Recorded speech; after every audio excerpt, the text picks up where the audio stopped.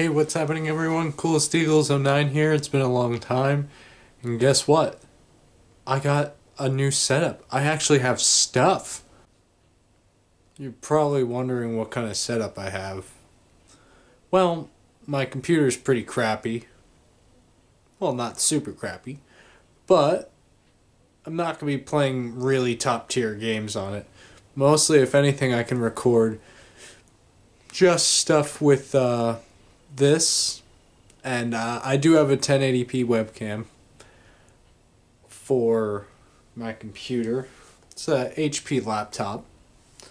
But I think you're more interested in the other stuff. So,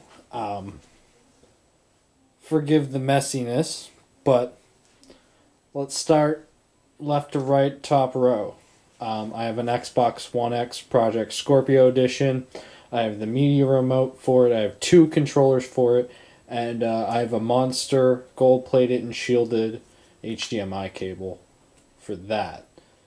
Right next to it, I have an original model PlayStation 1 with all the extra little slots. I do not have the AC or AV out, direct out on the back of it. I have a normal PlayStation input on the back of it.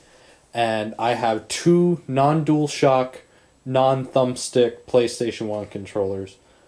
Unfortunately, one of my PlayStation 1 memory card slots does not work, as you can see that there is not one in there in the first slot. So, right next to that, I have a plain Jane Super Nintendo, complete with cigarette smoker yellow. I have a lot of stuff in the way, kind of some of this stuff, but there we go. Let me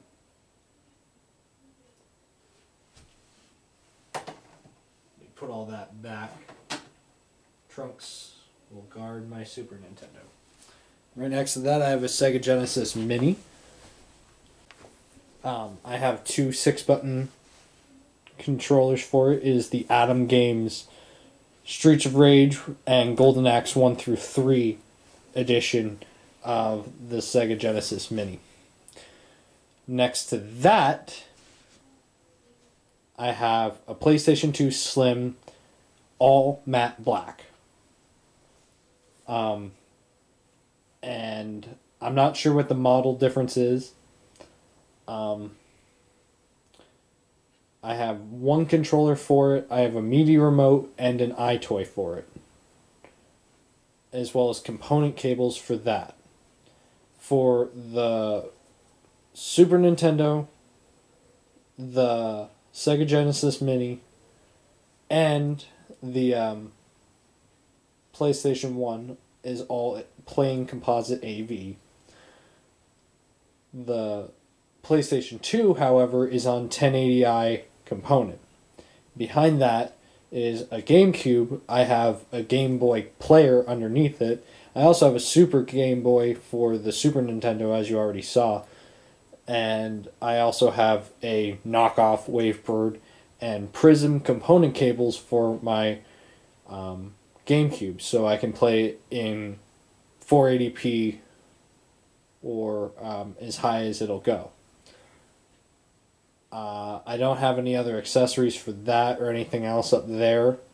Underneath that, I have a PlayStation 4 Pro. I have a Triton 7.1 surround sound headset for it, although I usually use it in Dolby 2.0 mode. I have a media remote for my PlayStation 4 Pro. And I have an 8-Trix HDMI 2.1 gold-plated and shielded for that.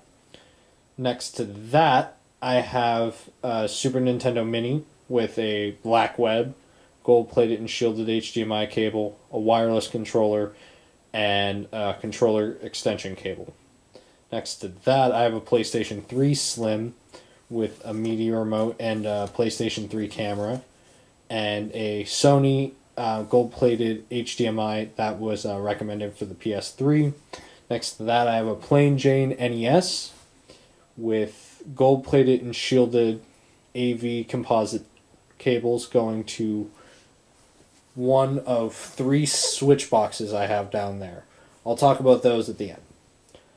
I have on the bottom row now a 360 Slim with a long media remote, short media remote, a Xbox Live Vision camera, not a 360 Kinect, a chat pad, 2 controllers, and a Rock Band controller.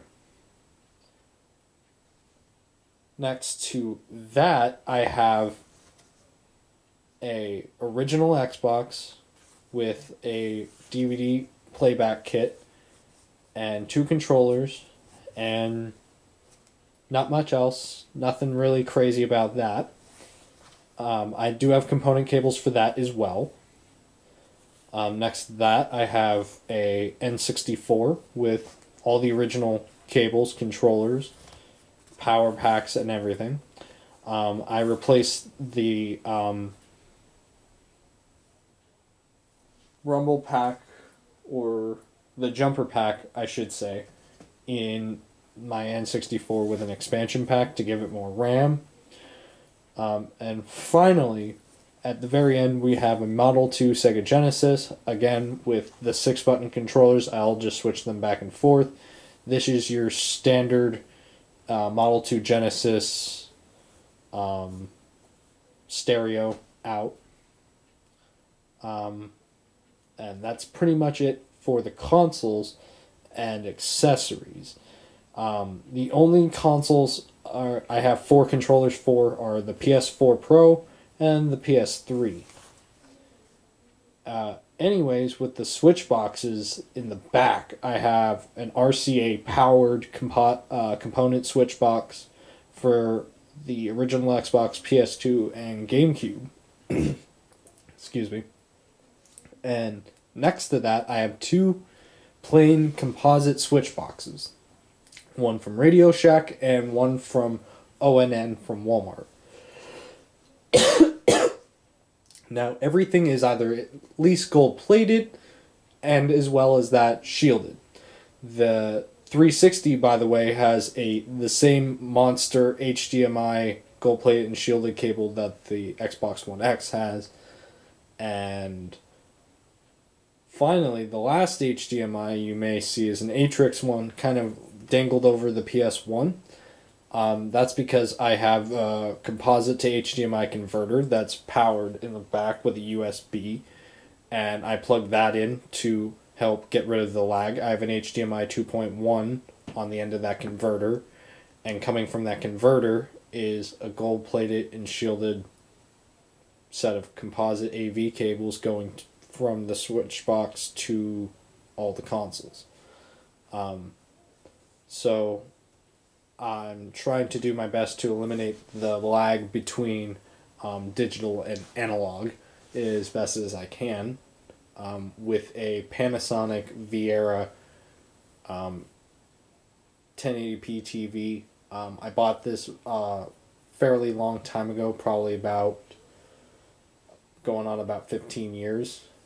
So yeah, the TV's kind of old. I have an RCA 5.1 Dolby Digital surround sound system, Technic speakers up front on the left and right, Kenwood center speaker, and 2 old school Technic speaker surround sounds, as well as an RCA 10-inch powered sub. I have a 1,000-watt head unit, and yeah, if there's anything you want to see me play on this kind of setup, let me know. I may do that. I may already have that game. I have a fair amount of games, but not for every console. To sit here and list every single game I have and go through it would probably take another 30, 45 minutes, maybe 20 minutes at the very least, like 45 minutes at the very most, and I doubt most people really care that much. What I can do is kind of just show you some of it here.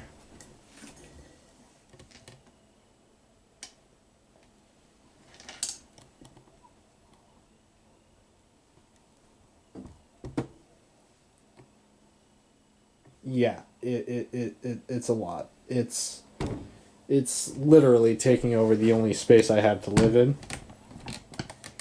So, yeah. I don't really have a way of recording anything on here. I don't have a game capture. I don't have anything like that. I'm very much going to look into it eventually. Worried more about buying a house and that sort of thing. It's great to be back on YouTube. And I haven't changed. I'll never really change.